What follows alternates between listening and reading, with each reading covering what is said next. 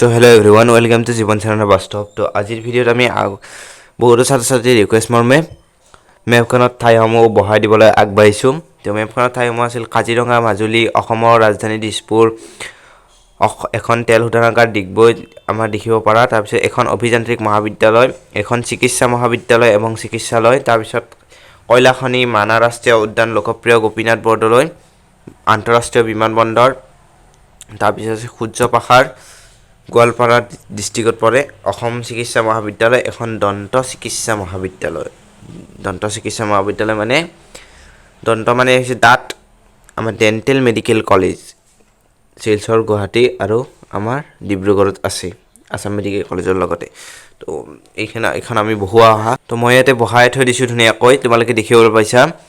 ইয়াতে ধৰা এনেকৈ প্ৰশ্নত থাকিব 1 নম্বৰত 2 নম্বৰত ধৰা মাজুলী আছে, গতিকে মই এই মাজুলীত 2 বুলি লিখিছোঁ। তো পৰীক্ষাটো এনেকৈ লিখিবা, মাজুলীত চিনটো এনেকৈ ফুট এটা দি 2 বুলি লিখি দিবা, আৰু ইয়াতে লিখিও দিব পাৰা মাজুলী বুলি।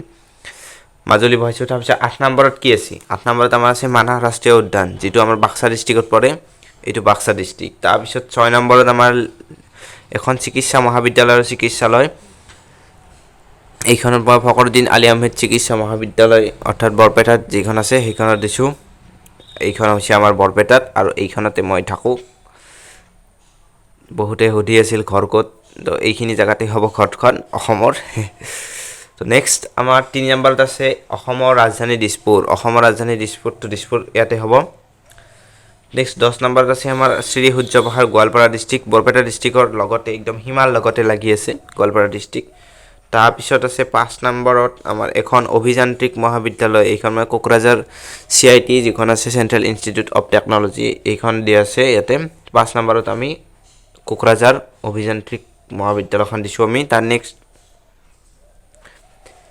অসম চিকিৎসা মহাবিদ্যালয়, এইটো ডিব্ৰুগড়ত, অসম চিকিৎসা মহাবিদ্যালয় এইটো এইখিনিত আছে, আৰু অসম চিকিৎসা মহাবিদ্যালয় একদম লগতে আছে দন্ত চিকিৎসা মহাবিদ্যালয়, একদম লগতে দন্ত চিকিৎসা মহাবিদ্যালয়, এইটো 12 নম্বৰটো।